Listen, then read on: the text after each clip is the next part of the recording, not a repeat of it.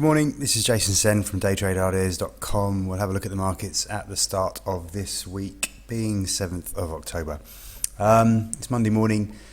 We're going to have a look at the E-mini S&P, if I can find the daily chart. There we go. Okay, so there's a picture of the daily chart. We've been easing off over the last couple of weeks, worries over Washington and the like. You can see we've got an uptrend line going back to the 24th of June.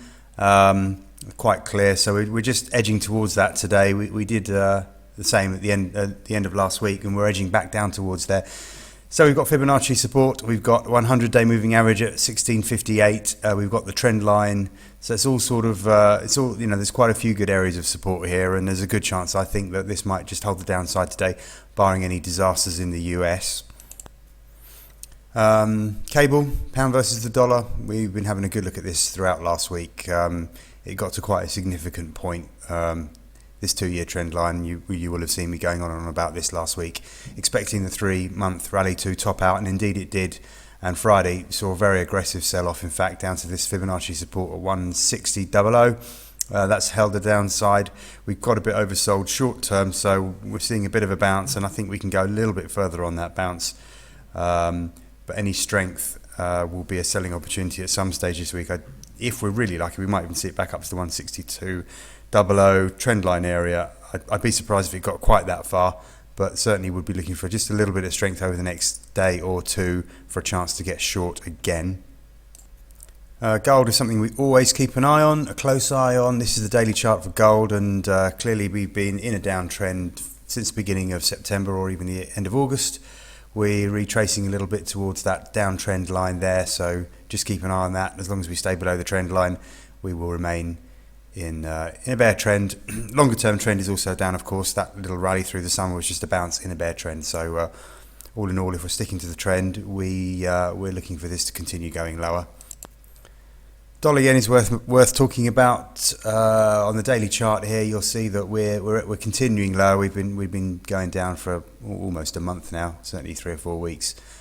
We're below this trend line, which is quite important. That goes back quite far, but we're just approaching the 200-day moving average, which is around 96.68. Looks like we could well test that, but would hope that would give us some decent support now that we're starting to look oversold on the daily chart.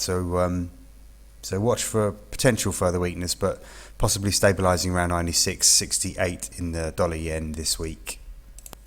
If you trade grains, we're looking at wheat here. It's had a really good bounce back, wheat. We got quite oversold, so we've managed to rally. We broke above the trend line. If I just squeeze it up a bit, you can see we had a trend line going back till May. We just managed to break through that towards the end of September. We kept pushing high. We struggled a little bit around the 100-day moving average, but then last week we really managed to make a good break above the 100-day moving average as well. However, we are running into quite difficult Fibonacci resistance around the 700 area. That's certainly been a struggle, and we are getting a bit overbought on the daily chart. So maybe we'll pull back towards at least the 100-day moving average, 678 area. We're going to have to hold above there if we're going to continue to build on any gains. But if we don't, then that means this is just a bit of a bounce in a bear trend. And anywhere below 678, 100-day moving average is going to be more negative, and we'll probably be back around the 665, 664 area.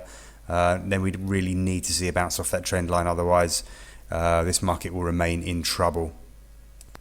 Soybeans also have had a little bit of a rally over the last few sessions. If we do continue higher, we're going to run into trend line Fibonacci and all sorts of resistance around the 1314, 1316 area, and I've got a feeling that's going to be about as far as we go, because we'll probably start to look a bit overbought in the short term at least. So just watch that major resistance there. That's the main resistance for the week, really, I would say, in soybeans. Lastly, we'll have a look at some energy. Nat gas, been in a downtrend since May. We tried a little poke above there sort of mid-September time, didn't manage to hold it. We quickly came back below the 100 and 200-day moving averages, so that showed failure. We're still looking quite negative, therefore. The 100-day moving average is just crossing below the 200-day moving average as well, which is a further negative signal. In fact, we failed to break the trend line at the end of last week or the middle of last week. So it's all looking quite negative, really. Nothing to be No reason to be looking to get long of this, I don't think. We'd really have to be closing above the 102